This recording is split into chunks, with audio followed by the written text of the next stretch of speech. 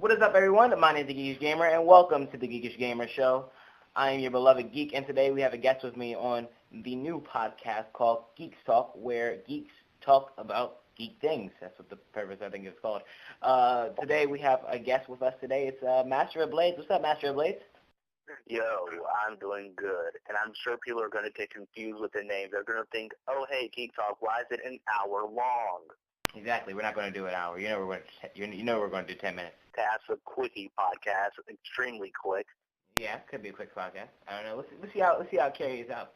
So today we're going to be talking about just a couple seconds. I heard that Wii is now supporting avatars with a wheelchair, which is funny kind of now. I mean, I guess they're doing that because I guess they want them to for disabled people who don't have a more empathized customization option, basically, probably. That's what I think it's for. Yeah, for Wii? No, for actually Xbox. Oh, okay. Yeah. I said Wii. Because that's the case.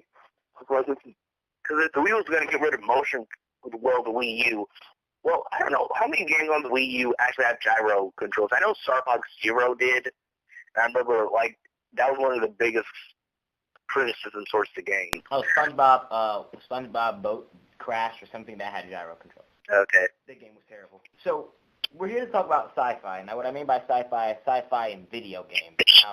Now, there's a lot of sci-fi. You got Star Wars, Halo, Mass Effect.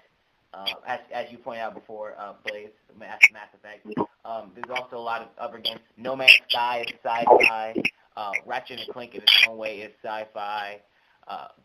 Quantum Break is sci-fi. A lot of games right now are sci-fi, and I think that's what the purpose of the game here is to do, especially Star Wars Battlefront and as well. Is to expand on the minds of people and say, you know what, we want to blast you with the experience of a sci-fi game and see how you guys do it. Games like the new Mass Effect coming out, because there's a new Mass Effect coming out. It's called Andromeda. I think that's what it's called. I forgot. There's a new Mass Effect game coming out, but I don't know a lot about it, so I'm not going to talk about it before I mess up something and somebody gets like, hey, you said it wrong. But games like Halo 5, I didn't like. Destiny I do like, except for it's like a lot of mindless grinding in it. And then we got the new game that everybody's been talking about with science fiction, Infinite Warfare with Call of Duty. I was about to say Infinity War from Marvel, but what am I talking about?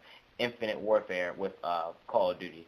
And my taste on this game is like they should have done the Battlefield method, the old school. Because I looked at the Battlefield gameplay for the Inside the Box, and it was beautiful. It was awesome. It was great. And I was like, whoa, this is some really cool stuff. Dogfighting in the air, blimps with machine guns, different kind of guns. But then I look at the Infinity Warfare, I'm like, it's like something that you've already seen before. I mean, I've seen it in Black Ops 2. It's just a little bit more than that. I saw it in Black Ops 3, and I saw this, and I'm seeing this now in Infinity Warfare. It seems like the main corporate is trying to base their stuff off of, especially now for Call of Duty. I hope they learned their mistake from this one. It seems like they're learning. Well, if Call of Duty Infinite Warfare does good, then I'm pretty sure they'll just keep on going with it. So far, I did see, from different pollings of the trailer, I did see, space fights, sort of like Battlefield 1's dog fights, but I did get to go into Battlefield 1 for a quick second, I did see some E3 trailers, and I think the character was in a tank or something, because I don't remember exactly about it, but I do remember just really liking how the environment looked. It looked more fresh, and it did seem like a good breath of fresh air for Battlefield 1, and more first-person shooters. But on the other side, you have games like Overwatch and which are futuristic, but they have a more expansive color palette and better characters. So, I don't even know how I'm trying to say at this point. Essentially, to somewhat wrap it all up, I think I'm still going to say that Infinite Warfare might be good. Yeah, I mean, you got to put this into fact, because I did hear this from an article. Battlefield 1 versus Infinite Warfare. First of all, I think the public probably knows, or at least most of the public probably knows, that by now Battlefield 1 is better than it is better than it. But at the end of the day, who's going to sell more copies is probably going to be Call of Duty, because Call of Duty is the brand. It's the brand of all. It's the brand of all gamers, basically. It's a game that comes out every single year with something else. It's annually. It's a game that comes out with something annually. And basically, you got to think about this for a second. This game, this franchise of Call of Duty. Now, I think in Infinity Ward, because I don't like when Infinity Ward does a game. It seems like when they do Call of Duty, it's bad. When they do Call of Duty, it's bad. With Treyarch, I love Treyarch. Treyarch is pretty good for Call of Duty. They made Black Ops 2 and some other Black Ops as well. I think the first Black Ops 2. I mean, not the first Black Ops 2. I mean, like the first Black Ops and the Black Ops 2. So that one was pretty well. And I played Black Ops 2 the crap out of it. I even still have the game right here for 360. Now, one thing I have to say about Infinity Ward is like they seem like they're so corporate that like it gets annoying at some points to me. What I mean by that is, with they're trying, they tried to sell more by putting in the Modern Warfare remastered pack in there, which is like a corporate thing to do, because the game's not going to be good. So I mean, anytime you put a game in with a game itself, you should realize that this game, the only reason they're doing this is probably because, hey, this game might be bad, so we're going to put another game in it. And so just in case you don't like that game, you can play another game so you can get your money's worth from it, which is pretty cool. But again, one more time, I shouldn't have to, even though it's remastered. I think that's the reason people are getting it. From a lot of my friends have said the reason I'm getting Call of Duty Infinite Warfare is because of the remaster pack of Modern Warfare. That's the only reason why. I'm like, that's sad. That's the only reason you're getting it, not for the full experience. And they're like, yeah, I'm just getting it to get it because I don't like Infinity Warfare. Now, to be honest, they will play Infinity Warfare, and overall they probably will still like it. You know why? Because Call of Duty is the brand. That's the type of thing. We are teenagers.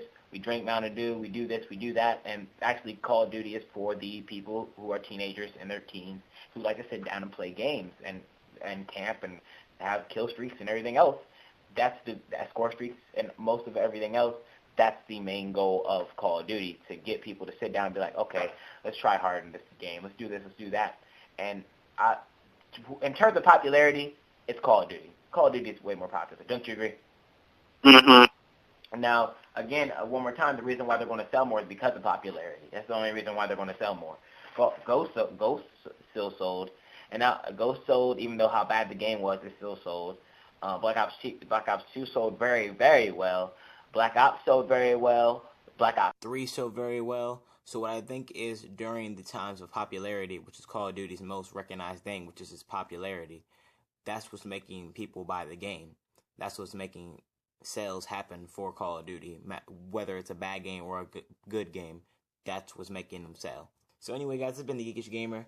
Thanks for watching. Thanks for watching my first podcast ever with Master of Blades 23.